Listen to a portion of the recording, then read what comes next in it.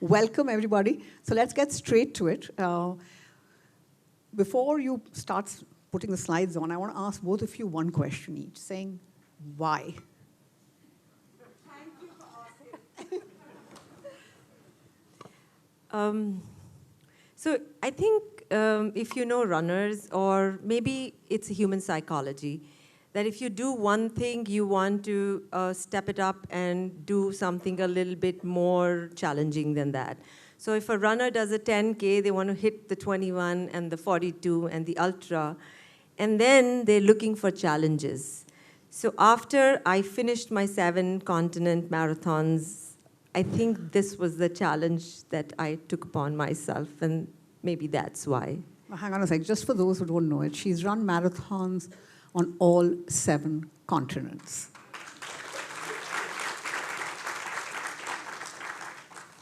Okay, Sunil. Simple answer, why not? But this is actually a marathon I've been wanting to do for a long time, and yeah, heard of somebody who did it more than 10 years ago. I wasn't sure I was ready for it because I didn't know about trail, I didn't know about trekking, getting to heights, and last year with a few marathons being cancelled, got into trekking, and I did manage to go fairly high on one track. That gave me the confidence. So why not? I think also not only is physical, mental, financial preparation, it is also a time commitment. It takes 3 weeks, and you know, most of professionals do not have that kind of time to give. So it's a lot of commitment. Okay. Do you want to start by sharing some of the experiences? And I'm going to keep interrupting. So let's just keep this as a conversation. You take off, talk about your experiences. I'll interrupt and ask questions. And then we'll throw it open to the audience to ask whatever questions you have. The only caveat is because this is being recorded, you're going to have to walk up bravely to the mic here and then ask your question once we open it up for questions. Thank you. We all got, the meeting point was Kathmandu. Yeah. So once we had decided, which was like 4 months back, and I'm very glad that I had Sunil for company, and I had another dear friend, son, who joined us. He was a trekker, but he eventually ended up got coerced into doing a half marathon. So I can be blamed, and many of us can be blamed for that. Just hold on to that. That's a fabulous story. So do you want to talk about that story now or later? Yeah, so Sharad is right here. He's a very Stand up, fit Sharad. Stand up. Arora. So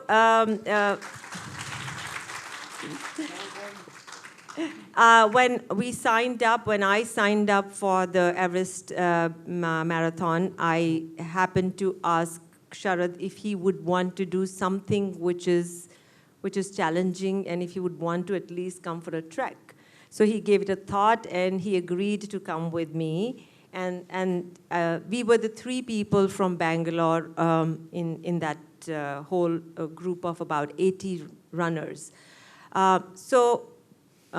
Cutting that story short, Sharad, me and Sunil are in Kathmandu. That's the place where we all aggregate. That's where all runners meet. There were about 200 odd runners, but we had about 80 runners from different countries who joined us in Kathmandu, where everybody had to meet and then fly out to the next destination. Some of the runners also join at the base camp themselves because they would want to do trekking or they would want to do their own acclimatization. So Kathmandu was a great place to meet in general. Talking about Kathmandu, it's also a place where one can buy a whole bunch of trekking gears. It is a trekker's shopping paradise. So whether it is your down jackets or your poles or your backpacks, whatever you are missing on has to be done at Kathmandu. So after our briefing the day before, we were supposed to start a trek. And our briefing included a small little red bag with a number on it, which would become our identity later. Mine was number 81. So my 3 weeks were packed in that red bag with a running bib a running t-shirt, and surprisingly, a tracksuit. So that's what we got from the organizers, and with the rest of the trekking gear and the running gear in that red bag, which had to be approximately 10 to 12 kilos and not more than that because the flight would not allow that, we head out from Kathmandu to Lukla. So this marathon should be remembered as much as the journey to get there. Normally, I'm used to city marathons. You fly into city there a few days and you get there. Here, to get to the start point is a 12-day trek. And that starts, and if you see on this map, it starts the flight to a place called Lukla. Those who know a bit about Nepal will know that some of the airports are rather interesting, to put it mildly. And this next slide on your left will show you the landing at Lukla Airport, which was day one of the trek. Now, just to let you know what happens here, this is a tiny airport for small planes, and if the weather's bad, no flights land. We got there on 17th, we were scheduled to get there on 17th, our flight took off. But people who had tried to get there on 14th or 15th or 16th only reached on 17th. And this is important because to get to the start line, you can't make it too tight, you need time to acclimatize. And so they keep a day or two buffer, but we were lucky, as I said, to get here in this majestic aircraft. Yeah. And we had also had an interesting experience because for both of us, the flight was overloaded, so our bags came about 2 hours later. Soon after getting off at Lukla, we went to the first stop, the place called Phakding. This is actually the only day when you descend, because Lukla is at 2,800 meters and we go down to 2,600 meters. It was like a little ride, like a roller coaster ride on the flight. We are like literally jumping when it's going through that pocket of air because it has only a runway of 100 meters. So it was really interesting. We were like keeping our fingers crossed and asked the air hostess, is it unusual? She says, no, every flight is like that. And they, I don't know if you notice the airstrip with your landing, it's sloping upwards. When you take off, it's sloping down. Yeah. So once we trekked to Phakding, which was at 20 meters, as you can see, we had an ascent and a long day ahead of us, which was about 800 meters of up ascent. So Phakding is a quaint little village, which actually is in the Sagarmatha National Park. And from there, the Sagarmatha National Park starts, and all the large peaks of Nepal fall in the Sagarmatha Park. So Phakding, if you see, the terrain starts becoming very rocky, and they always made sure that after the lunch, they would nicely give us the grill of the ascent.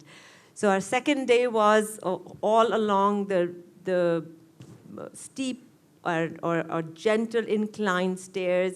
You may be able to spot some suspension bridges which we would have to cross. So up and above those bridges, we walked. After this bridge, there was a literally 2-kilometer ascent, and which took us to a buzzing town called Namche Bazaar. You would be amazed to see what happens in Namche Bazaar. It has everything that you can even dream of. It's like a tourist destination, but is also an acclimatization spot because we had already ascended 1,000 meters. So every 1,000 meters, we had to take a stop to acclimatize ourselves to rarefied air and then move forward. Namche.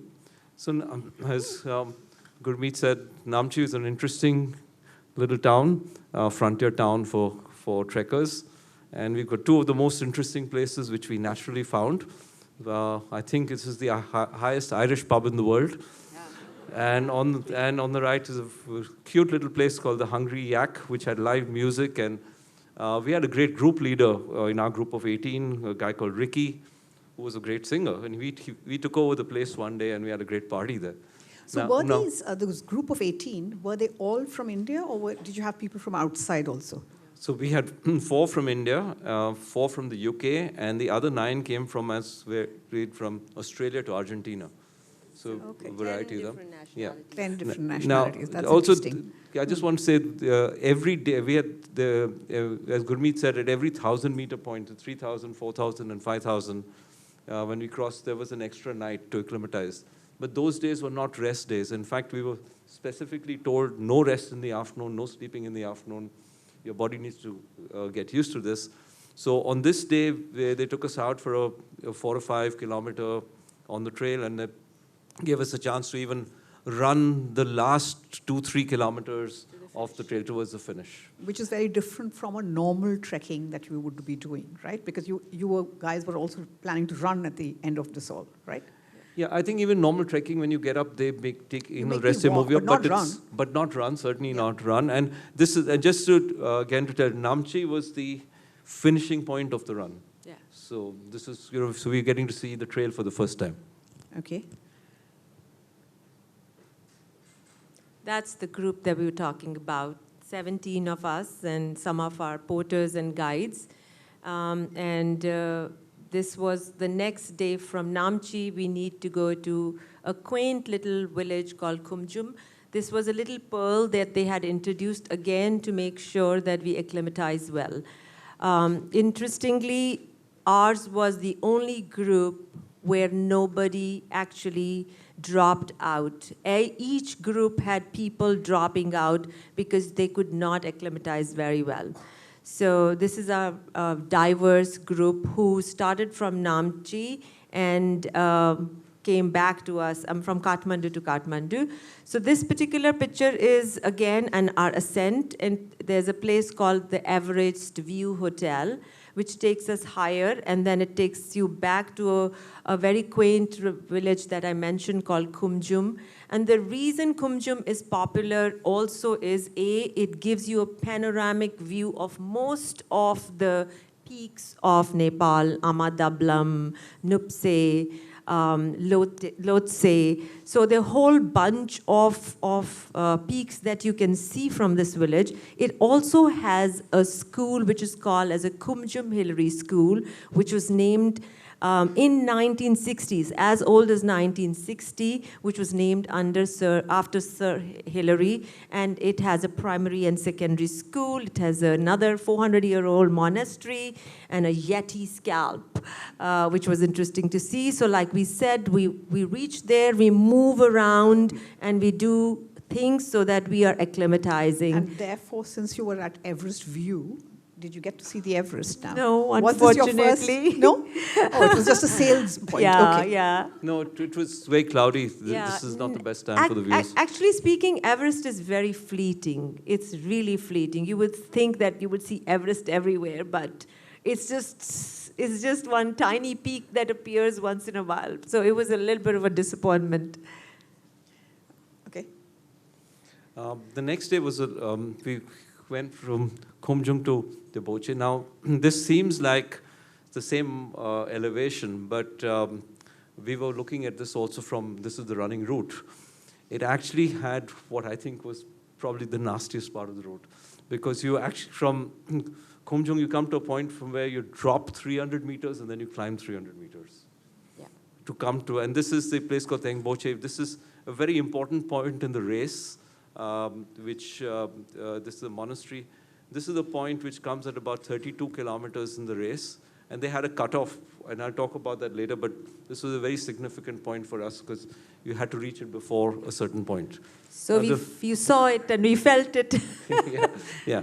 But there was a nice touch here at this monastery. What they got all runners to do was to plant a rhododendron sapling with our name board there. And so there all of us on the left, scrambling down the hillside trying to plant it. So hopefully right. So now you can go back every year and check how it's doing. Yeah. You've left a legacy in Himalayas. Okay. Okay, so from Deboche to Dingboche. Now, again, a steep ascent. You could see in this picture, they're basically rhododendrons on either side. Rhododendrons is also the national plant of Nepal.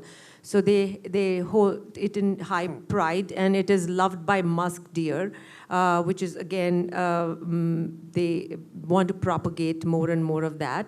So from Dingboche, as we started our hike up to Dingboche, we started losing the tree cover.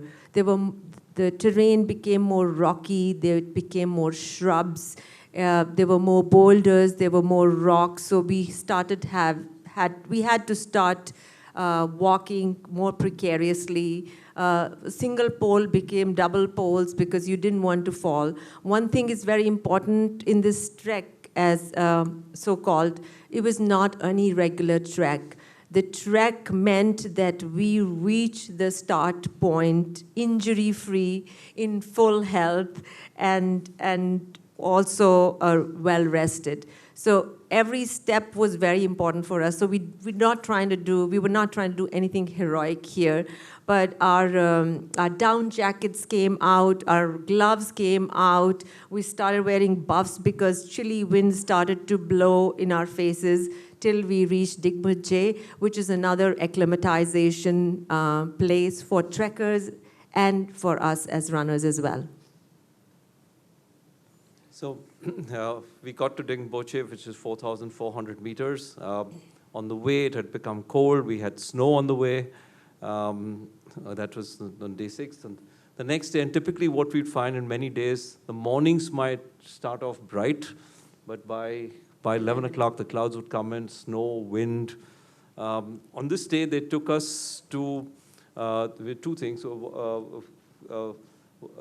Firstly, they said just relax and take it easy, get used to the elevation. And then they took us to a point where there's the only point on this entire route where they've added 4 kilometers off the main route from base camp to Namche. It's called the Bibri Loop. And that's because the distance otherwise wouldn't add up to 42K. So we went on this loop, and we were feeling good. We ran it and said, it's not so difficult, this 4 kilometers. We're doing well. Little did we know. That's also, Dingboche was also where the half marathon started. From Dingboche to Bibri Loop, which Sharad Arora got coerced into doing, finally. Yeah. Sorry. Okay. No, and just to these two, we met some fantastic runners right through this trip, or trekkers. We met people who had, scaled Everest. The guy I'm with has run what Gurmeet has done, 7 continents marathons, but he did it in 7 days.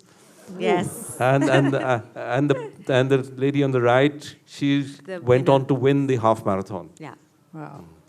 Verena from Germany. Okay. All right, so after our acclimatization in Dingboche, which now had gotten very cold and dreary, and we really had to keep hot water, drinking bottles between our feet to keep them warm so that we are well rested and all of that, we went ahead on a journey to Dingboche. It's not too much of an ascent, but if you see, the terrain has gotten much rockier. It's difficult to walk on those pebbles. There was some flat route here, but more or less there was a lot of rocky, graveled area. Dingboche, again, is a very tiny village, which is essentially meant for, again, resting of trekkers, because sometimes the next stop gets closed because of severe either rains or severe cold. So people who go to base camp sometimes go to the nearest spot, which is Gorakshep. We'll talk about that, or Dingboche. So Dingboche is really tiny spot. But another good thing about Dingboche is you start to see Khumbu Glacier. Khumbu Glacier is the glacier that evolves from the foot of the Everest chain of mountains. And it comes all the way down 8 kilometers till Dingboche, and you see frozen lakes and really beautiful panoramic view. And therefore, when you were in that environment and seeing all these, what went through your head? Other than the fact that I have to complete the trek and I have to then run after that. I think there, of course, it was beautiful. It was literally breathtaking because you're short of breath all the time. But to me, there was a bit of a pressure curve because as I was going up and visualizing what the terrain was like and what I have to navigate, what I'm doing it in 12 days in about 12 hours, I was nervous about it, certainly nervous about it. But then, you're in it right now, so we went ahead. Yeah, and I think for me the fear was the terrain. Of course, breath was an issue, but as I said, we're coming downhill. We should have acclimatized, but coming downhill on such terrain was definitely much more treacherous than going uphill. So that was a big worry for you. A big worry. Yeah. Okay. So the next day, day 9, was not a very long trek from Libuche to Gorakshep, but over terrain, as you can see, which was rocky, rough, snow, cold, windy, and as you can see, we're way above the tree line, so it was, gray and dull. We didn't get to see too much scenery because it was very cloudy, so it wasn't a very exciting day, but we still crossed 5,000 meters, and we'd reached this place called Gorakshep. Yeah. I think there is something about the name Gorakshep. Apparently, Gorakshep stands for dead raven. The reason it says a dead raven, you find nothing there. There is no animal life, there is no tree life. And I don't know if it's about the name, but I think this was the day our energies were the lowest. It was a cold day, it was very, very cold inside the living room of the tea houses that we were going in, and nobody wanted to go to the rooms, and this accommodation was actually very challenging. There were window panes which were cracked and then had taped across, but you would have the wind gusts, gusts of wind coming in, and you had to sleep because you have to rest, and it was also an acclimatization spot. We stayed there for 2 days. And the next day, we went to something called as Kalapathar. I think Kalapathar is the highest point that we did on this trek, and it is even higher than the base camp. Base camp is 5365. This was 5550. And it is a 2-hour hike from Gorakshep. Gorakshep might look like a beach kind of a area because of all the erosion that comes there. So I think the next slide will have Kalapathar. Again, yeah, so that's on top of the Kalapathar, 5,550 meters. It really takes your breath away because we have to hold ourselves and loosen our straps so that you can breathe better because your lungs were crying to get air. It's that treacherous, but it is great because you go up and then you come down to 5170 to sleep. And apparently the best acclimatization is when you ascend and then you sleep at a lower place. This was also a spot, right? This picture doesn't do justice, but right on top of that, there are glaciers all around, there are frozen lakes, and then there is a tiny little Mount Everest playing hide and seek. That was the first time I think we viewed Mount Everest, and everybody was so excited about it. So day 11 was the last day of the trek, and here we were all telling ourselves, we've come this far. One more day to get to Everest Base Camp. Again, not a very long trek, and in fact, they asked us, we set off there late, after an early lunch we set off, but by that time the day had become gray, but about 2.5 to 3 hours, but really this is the most treacherous part of the trek, and the most treacherous part of the run. Also. And so we crossed boulders, crossed loose stones, up and down. Eventually got to base camp. And there's a single ridge. You cannot walk side by side. It's just a single file that you have to walk in. It's like a ridge and everything slopes and you can skid in all of that. And that's And what that's what we all aimed now, for. Anybody who's trekked to base camp will know this point. The people who trek will get to this point and turn around. But because of the marathon, we got the chance to actually stay there. Yeah. So you stayed there for 2 nights, right? Yes. We got there on the 27th and when it was really cold. Yeah, And because then- normally you get to Everest Base Camp and unless until you're climbing further, Yep. you Yeah. turn around and come back. So only the climbers Yeah, the are climbers. allowed to set up their tents. And once a year, this particular race allows the runners to stay there for 2 nights. So it was a very, very special. So this is It was stage very 2 now, special. actually, because your trek is over.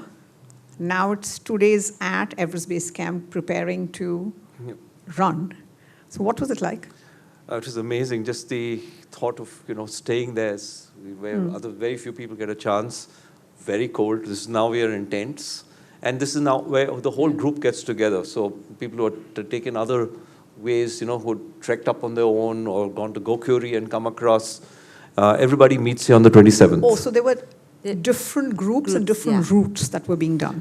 So some of us took the package where we went with this group all the way, trekked with them. Some of them came up to base camp on their own, including some people who carried their own stuff and came up. Wow. And then the locals, of course, came up on their own. So a lot Yeah, of the people, Nepalis. Nepalis who Also, came up so on there their own. were about roughly 250 people camping at Wow. Do you have any ABC on that photographs of that? particular. Well, before that, before we come to that, I thought just to, Gurmeet, you were going to say something So about... these are some of the images that we're showing of the tea houses that you encounter on the way. This is one at Namchi, the better of the lot. This is at the Buche, where you can actually see I'm sorry, we did see a peak of Everest from the window from here and got us very excited. That's the kind of food you get. Which is essentially a lot of garlic soup because it apparently helps in acclimatization. We get dal bhat, so Indians were very happy. But then there is noodles and they use a lot of white flour because apparently white flour stays longer, the shelf life is longer. So there is no whole wheat, there is no wheat. So we ate a lot of white flour there in the form of momos and these rotis and gurung parathas. So this is just a little sampling to show you what we ate. We did miss out on our proteins. Our eggs were rationed 1 a day. So those are the little bags that I was talking about. So these were the porters who took our stuff while we very luxuriously only had a backpack of 6 or 7 kilos. Again, some view. So that's the Mount Everest where the yaks are all over the place. They carry a lot of load. This is the ABC, the other the yak slide is when the snow had fallen the next day. So that's the visual. Whatever you might say, there are choppers whirring in the sky. So not to worry about train, plane, cycle, or anything else.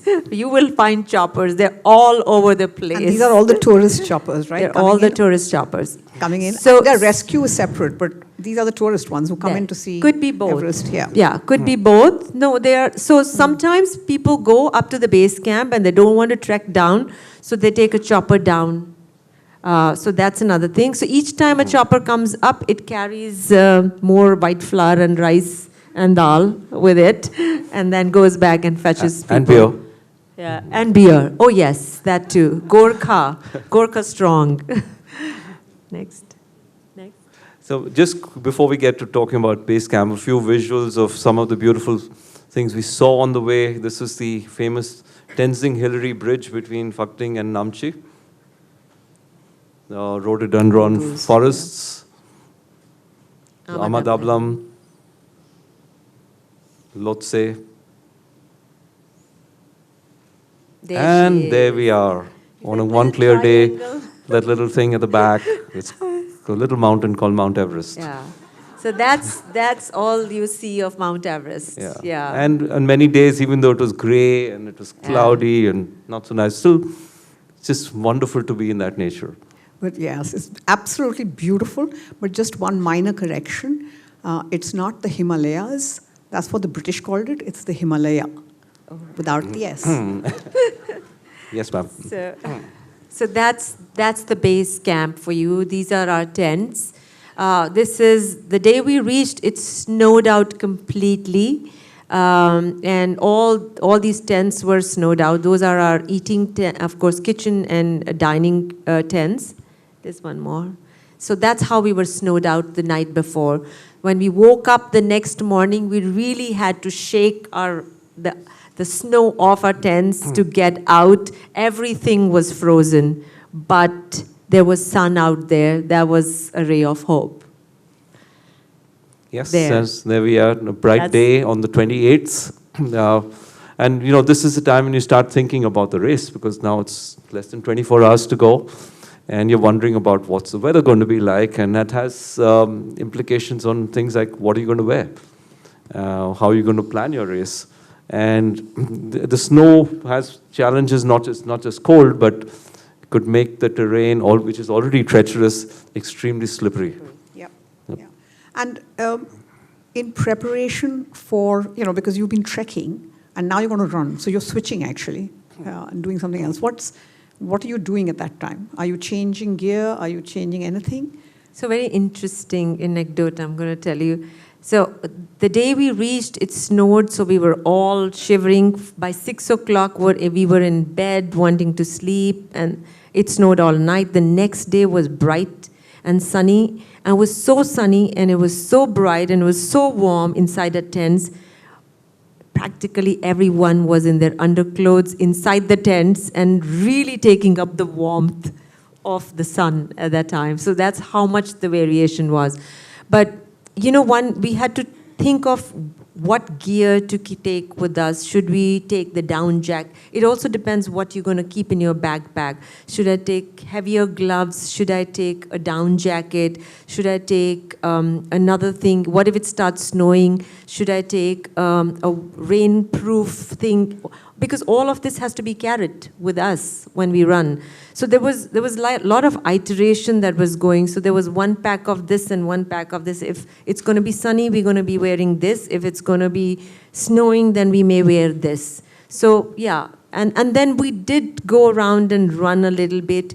Another interesting thing I wanted to tell you about was that we are on the glacier. We call it an Everest Base camp, but it's a glacier. One is a Khumbu Glacier and the Arada Glacier. Unlike any other glaciers that I have seen, which I've seen at Antarctica, where I ran on a glacier, and I've seen a couple in Switzerland, they're all thick ice.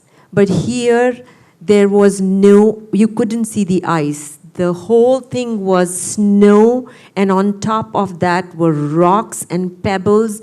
So there was ice below and rocks and pebbles on top. So when you make a tent, and if the ice melts below, your tent shifts. So there were people whose tents were kind of falling off because the ice below was melting and the tent was shifting. So we were literally on a glacier which was moving. Yeah. But there's another interesting thing we had at base camp. They had, there was a toilet tent which was about 100 meters away, and getting there was an adventure. It was really. And using it was an even bigger adventure. Yeah, totally. I don't think I want to know the They details. they wanted us to climb to the tent. Yeah. We had a tent. This is the tent in which we had our food. And there were 3 tents like this, and there are 3 shifts for food. So we were like, dinner 5 o'clock, next group was 6 o'clock, third group was 7 o'clock. Oh, so yeah, to accommodate, to stagger the runners so that it doesn't get overcrowded. But we got hot food, which is quite amazing. Yeah, and good food. And I think after 2 weeks, people got to eat some non-vegetarian food. It's the only time. Yeah. We're going to have to hurry this up because I'm looking at the time now. This is the... Finally. What do you think I'm thinking here? I don't know. That's what I'm wondering. Sorry? Take a chopper. First, I think my first thought is relief because I have made it in one piece. I've not had acute mountain sickness. I'm here and I want to get done with it. And I want to run the race. So that's the first thought that's going through my head. The second thought is, of course, nervous because I don't know how I'm going to do this, what pace I'm going to run. I have no idea what pace I can run to finish it. But we had figured out if we do 15 minutes a kilometer, then we will be able to make the cutoff, which is at Thingbuche Monastery. And that was 9 hours. At 32 kilometers, 9 hours if we run at that pace. So that was on the back of my mind. And I think I was so ready to run. I just wanted to get the hell out of there. Sunil and you. Well, I was also saying thank you for, thank you for everything, saying that so far it's all worked really good. And now the 3 days here. There's no way out. You got to do it. I mean, what else can I do? I have to get down. So, a bunch of Indians getting together, a lot of camaraderie, and we were just thinking about, how to strategize. Not so much timing for me as much as like how careful I need to be at what stretch, where I could maybe pick up a bit of pace, and Not get injured. some sort of deadline sort of thing. But I certainly, for me, the main goal was get to the cutoff. And just to let you know, if you didn't make the cutoff, it didn't mean you didn't finish the race. You had to stay the night at that place and carry on the next day. Oh, gosh. Yeah. But then you don't have any of your stuff or anything. So this is just this guy called Paul Goldstein from the UK. He came up with this, tiger outfit, which must have weighed at least 6 or 8 kilos. He's doing this to save tigers. He walked up like this and ran the race like this. Yeah. Preservation of tigers. Yeah. So, D-Day and Yeah, so Gurmeet that's our race route. I know it looks all downhill, right? Yeah, but you're not looking at the little blips up and down. So strategy for the race for me was first to get to Lukla, which you can see at 12.3 kilometers, because that was the most rocky terrain, single file, ridges, stones, impossible to walk, even though you have a little descent there. The second is the Bibre Loop, which we almost make it to the halfway.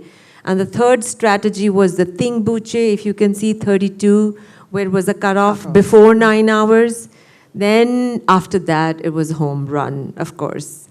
So I started the race, I think, with a very strong intention that I need to first make this 9-hour cut. It went fine. It was cold. We were clad in our thermal, one layer of thermal, one wind cheater, thick gloves, double socks, and I think that was it. By the time I reached Lukla, it was still runnable. I felt strong. We could see the terrain there. That was hardly runnable. So the Thingbuche Bibre Loop was hard because, again, we had to go up and come down, but it was halfway, so it was great. The only challenging thing about this race was there was aid stations, but those aid stations served only warm tang. For some reason, in Nepal, there is a thing of a drink. They put hot water in tang and give you, it's a hot drink.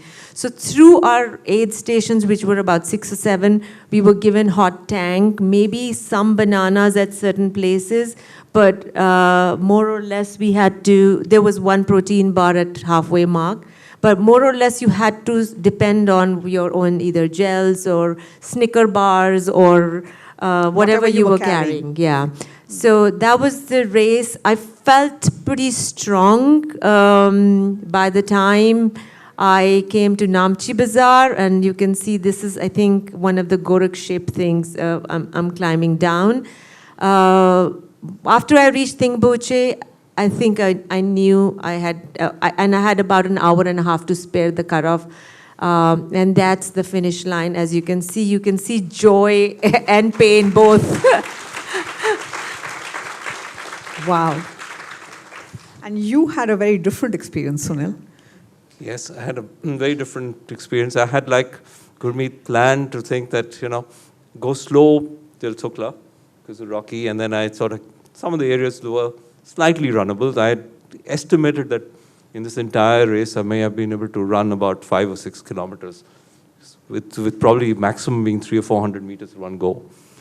Unfortunately, while I'd kept quite healthy all through those days, the 29th was not a good day. I started, I got a stomach bug. And it got to this extent that I needed to stop, and we are above the tree line, there are no bushes, where do you go? And the first stage, as Gurmeet said, up to Gorakshep, single trail, single file, you can't go anywhere. And then before Labuche, I found a few rocks, and I found innovative ways to use rocks and mark them. Not dinner table talk, but, and you got to do it. But what I found was that I just couldn't retain anything. I was restrained to having few sips of water. I had a lot of gels in me, energy bars, salt tablets, which I need to take. After a while, I couldn't even take a salt tablet. My mouth was so dry. I just forced myself to drink a little bit of water, and just kept going, one step in front of another. And in fact, I met Gurmeet in the Bibre Loop when she was about 2 or 3 kilometers ahead of me, and I told her what I was feeling like, and she said, take salt tablets, I remember that, and I tried, but just couldn't swallow it, so kept sipping a bit of water, kept finding, nice rocks, friendly rocks, once in a while. But one foot in front of another, and I just started doing mental maths and saying, I just got to make that cutoff, just got to make that cutoff.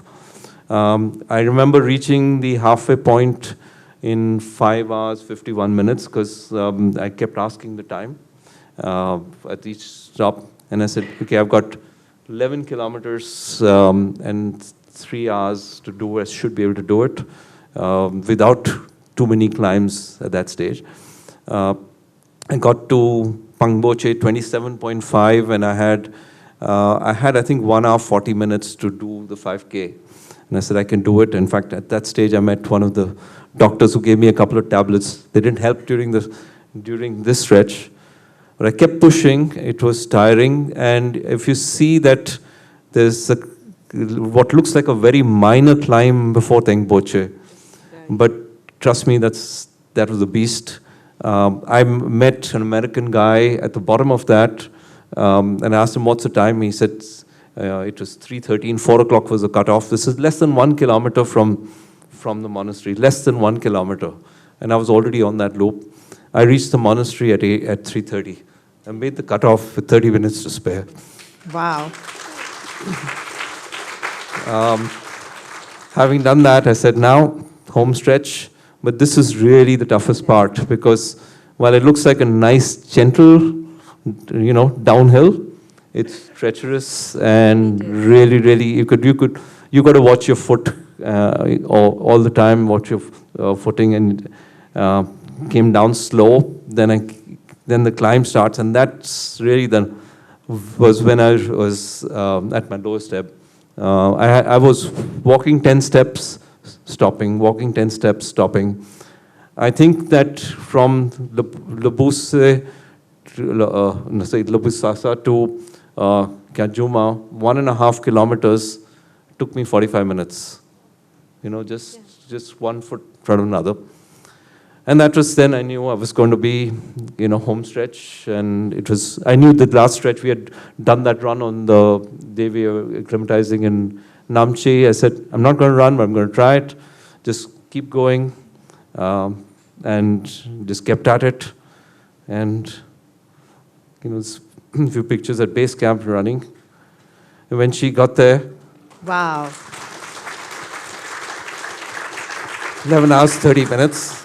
Certainly the hardest medal I've ever earned. So, but the same medal that she got.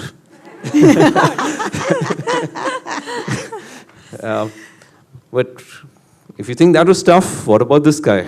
He finished in 15 hours. Wow. You know. Carrying 7-8 kilos Yep. on his thing. So Wow. I want to go back to end with what you started asking question. Saying, why did you do it? Yes. So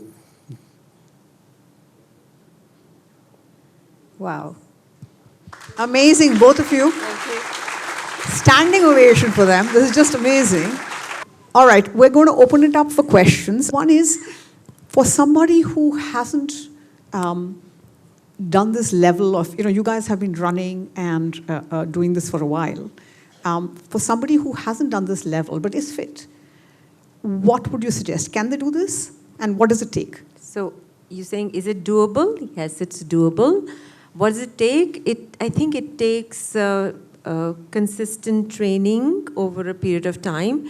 Let me, a little feature I did not tell you that I got COVID 4 weeks before the race. That means I could not train for the 4 weeks to the race.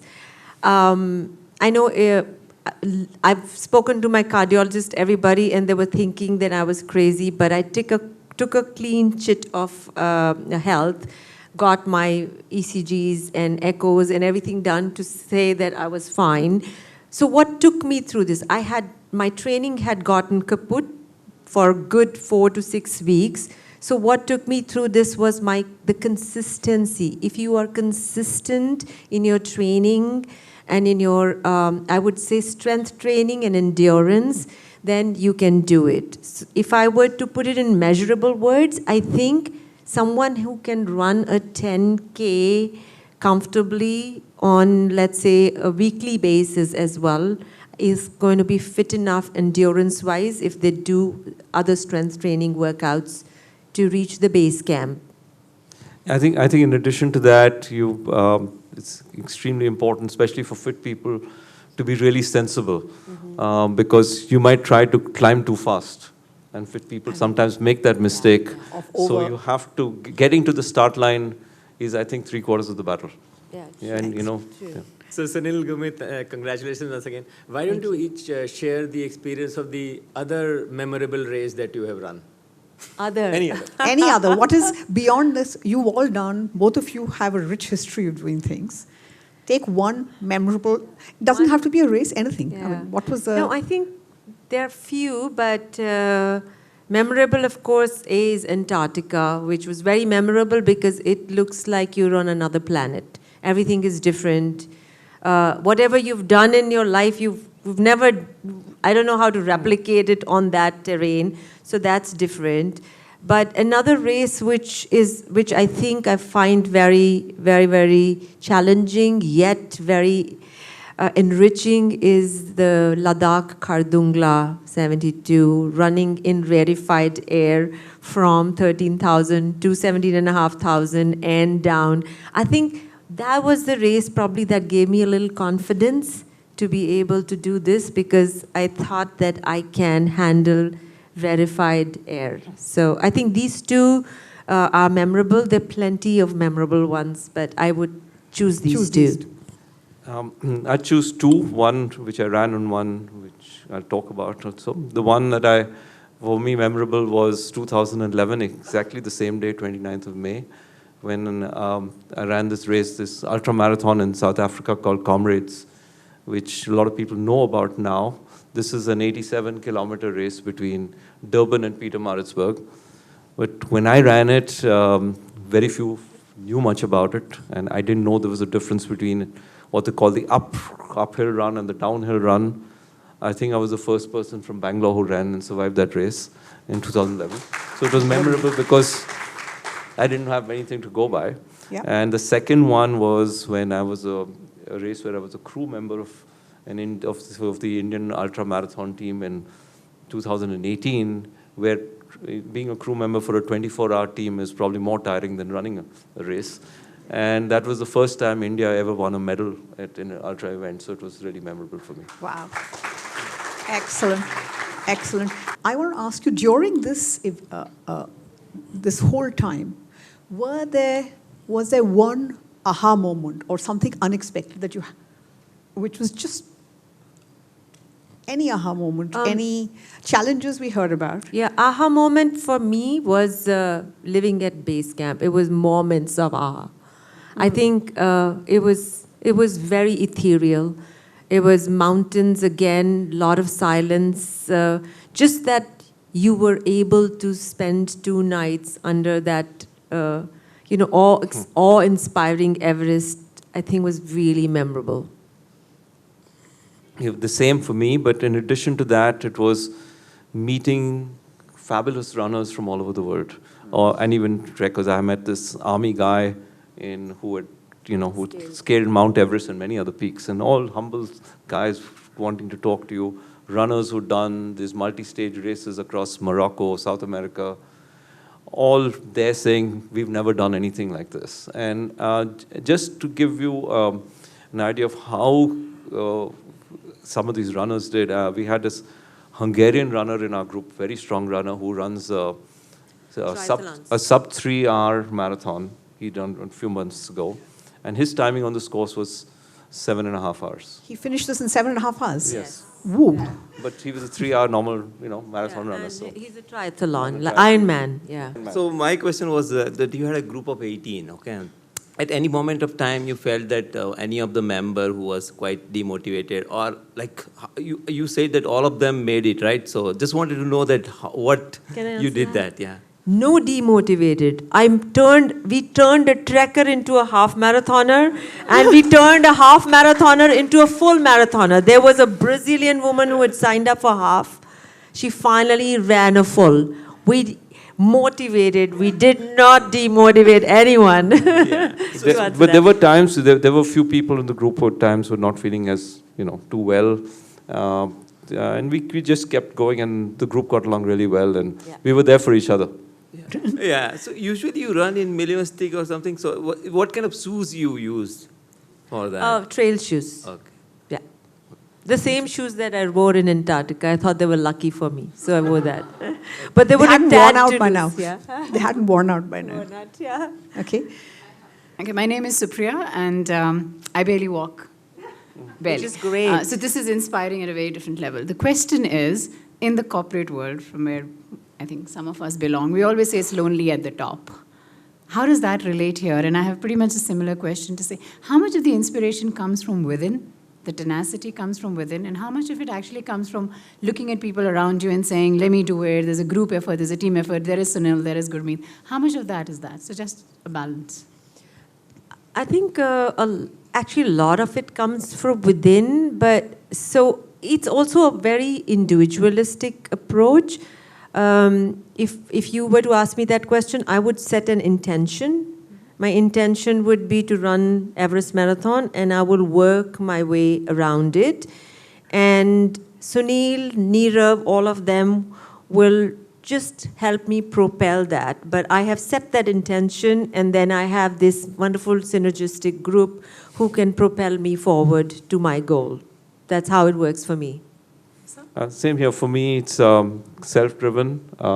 I've done a lot of these type of races, not base camp, but a lot of races like Comrades. I did it before most others did it here. I'm not trying to say I'm a leader as much as saying that I see something I like and I go for it. In fact, I was just going to, you asked, saying in the corporate world, and I just going to translate that I see coming from the corporate world, that people in the corporate world who are following their passion, whether they are runners or cyclists or whatever else, or artists or anything else, just following their passion, which requires a lot of tenacity, requires discipline, because you're going to have to train whatever you're doing, whether it's music, and requires a lot of self-belief to do it, translate that very easily into their corporate world. I mean, you can look at the people who are successful and you can say they have these traits, because, so I don't know which goes where, but it does translate. But I think I can add a couple of things to that, because those are the people who realize there's somebody better and I can learn from them. Yeah. And I can't, just because I reach a level, I can't stay there. I have to maintain or keep improving. Yeah, so yeah. So, and there's it's so all much to it, self-driven. Yeah. So, Yeah. yeah. For most of us who, Venkataranga, for most of us who run marathons, there is a point in the marathon when you say to yourself, what the effing hell am I doing here? What is the point of all this? Why couldn't I just sit at home and just be happy? Was there a moment like that at any point, or are you guys completely mad? For me, the only time that I felt something like that was in some of those tea houses, where it was quite challenging. So yeah, I think the penultimate day of EBC, or maybe a day before when I said in Gorakshep, it was a downer, whatever it meant. You were like, oh my God, I have another, because I really counted, I had another week to go. Okay, and I had spent almost 2 weeks trekking up. It was, obviously you're not getting enough sleep, you're not getting enough nutrition as well. Also, you're missing home, it's cold out there. So that's the time you feel that, oh my God, I have to wait for another 1 week. And that's why you get so ready, you want to run down, like tumble down that mountain and get back. Or a very different answer. Yeah. I think he was expecting you to say, that's the time I say, I just want to give up. Right? But you're saying, I want to carry on. I think race is just an outcome. Your training is what matters the most. Race is just one day. Once your training is fine, race just happens. Balasubramaniam here. Congratulations to both of you. So I want to know, what was the plan B, or what is the strategy you had if you had any challenges? So the only way you can come back from there is by chopper. And there's two things there. One is that everybody takes you take an insurance for heli evacuation. That only happens if a doctor certifies that your oxygen levels have dropped, so that you can't walk back, or you can't wait a few days and go back. So there's no other way. So, or you then say, look, and some people did it, that they found midway that they just weren't up to it, and they took a chopper, paid for it, and that's a lot of money to come back.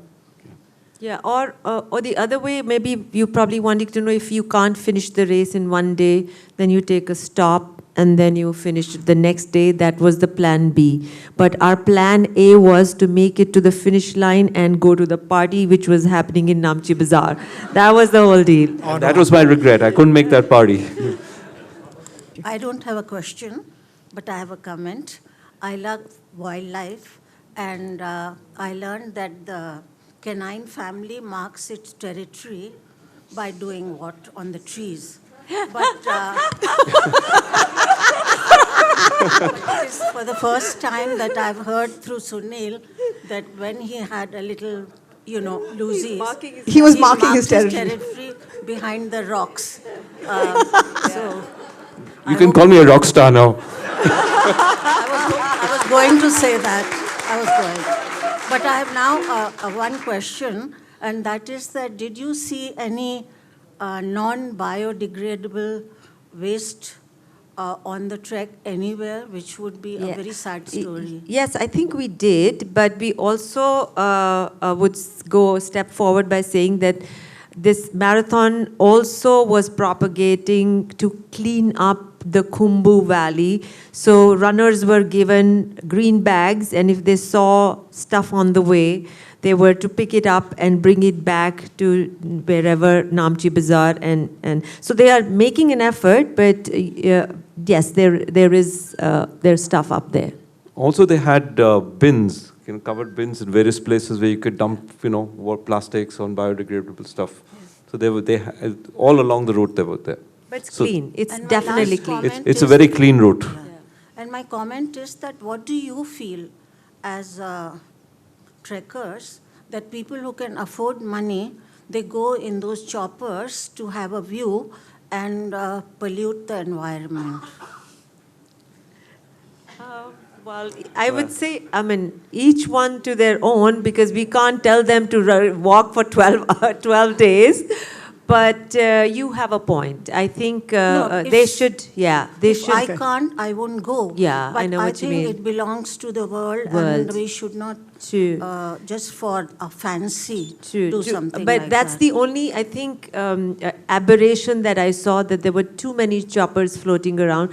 But maybe because there were 2 years of COVID and they wanted to make a quick buck, so they were available and people were, using it. Anyway, but very it's a good point. You're Thank very you, Meera. accommodating, Thank you. I would say. Thank you. Just a note about the invisibles, the people, the porters, the Sherpas. How do they handle the race?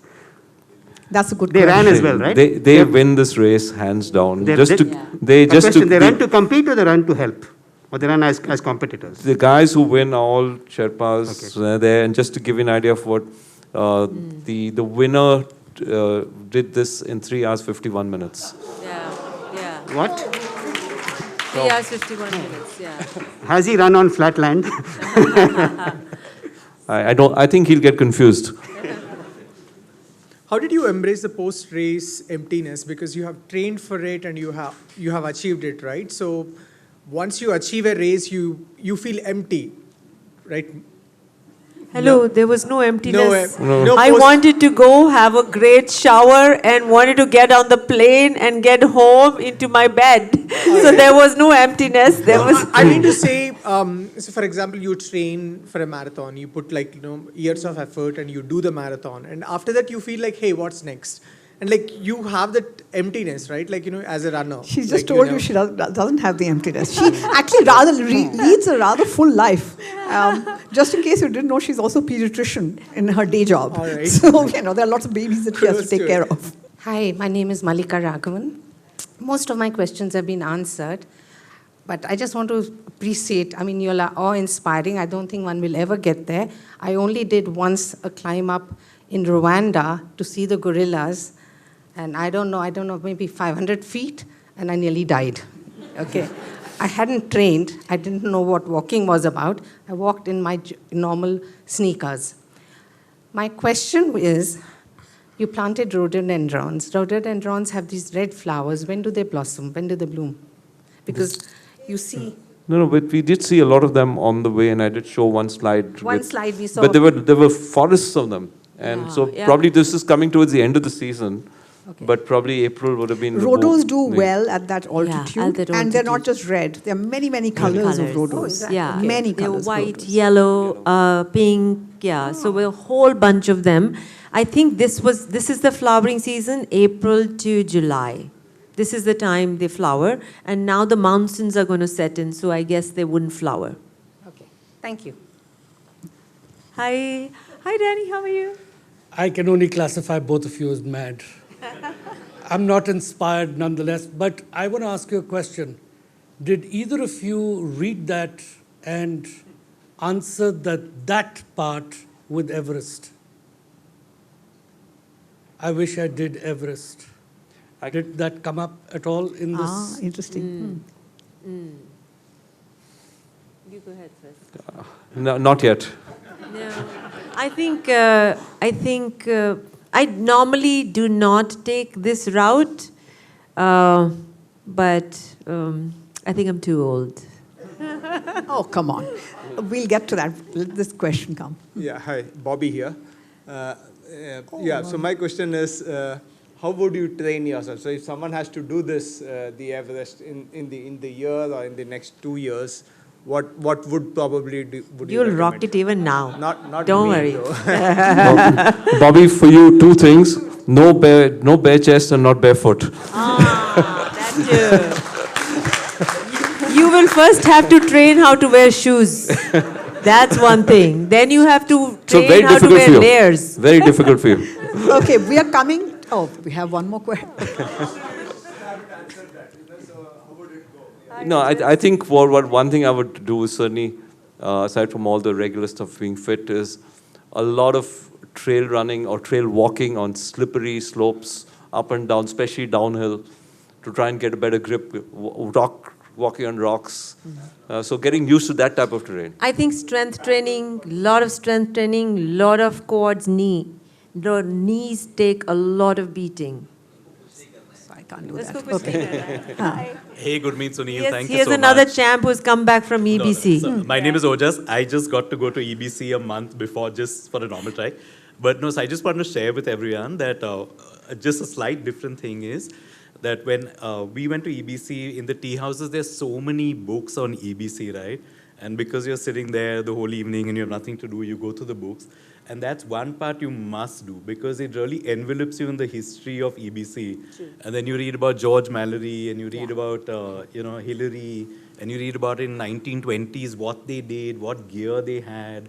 And that just is one thing that you must do because, I mean, trekking in India is, very different from there. There it's really crowded, pretty commercial. You have the tea houses, all of that. But the beauty of Everest is, that was something which is really, really nice. So to tell you, this is from the book I was reading, this anecdote. Ah. So I qualify that. I read the books. Very I good. mean, it's just fascinating. Okay, to I those can stories. see that we could have this dialogue going on, but I need to now close. It's been a very interesting evening. I just want to ask, what next? Is there a book coming? Is there words of wisdom? Is there podcasts? What are you planning? Lecture circuit? I think you have something next.